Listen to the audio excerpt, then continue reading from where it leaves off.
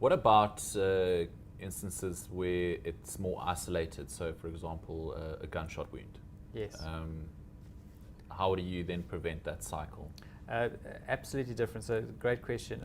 I would put healthcare into three different distinct areas. The first would be crisis care. A gunshot wound is crisis care, and in that case, you have to get in there and save the person's life. And in modern medicine, we've come leaps and bounds in crisis care. We save lives every single day. The second one I would call disease care, and that's chronically treating the symptoms of a disease. So say heart disease, diabetes, we treat it either pharmaceutically or even naturally. And then the third one, which you can call wellness care or maybe better epigenetic care, that's addressing toxicities or deficiencies in the person's lifestyle, which is causing the expression of an illness. So depending on what is going on, we need to look at which is going to be best for them. If you've got a gunshot wound, absolutely crisis care.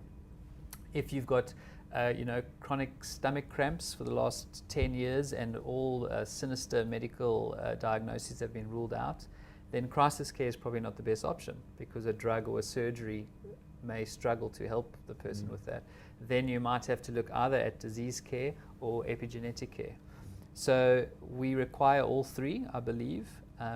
But when you take something and try and correct it using crisis care or even disease care, and epigenetic care would be better, that's when you run into trouble.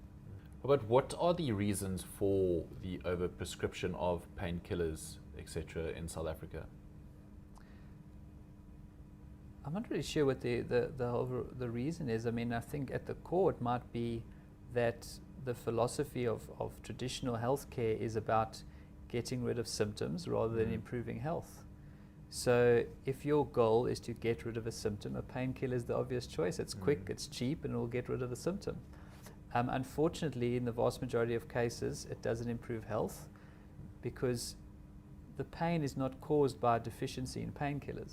It's being caused by something else. So the painkiller perhaps may bide you time to change the root cause of it, but it's never going to take somebody that is sick and make them well, because it's not correcting the cause of it. So if we change our goals from symptomatic relief to improving function and health, that's when I think it'll be a big change. We call healthcare is really sick care. We're treating sickness, we're not creating health. And that's when we get a sick society.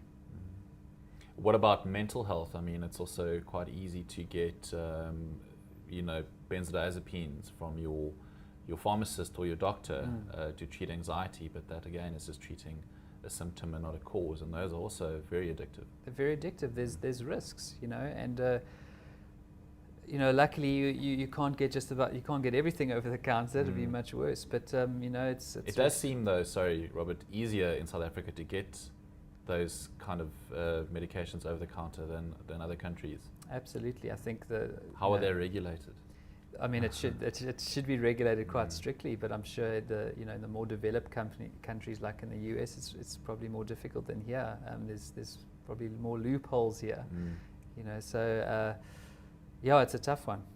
It's a tough one, because once you're hooked, if you really want to get it, you can get it. It's like anything.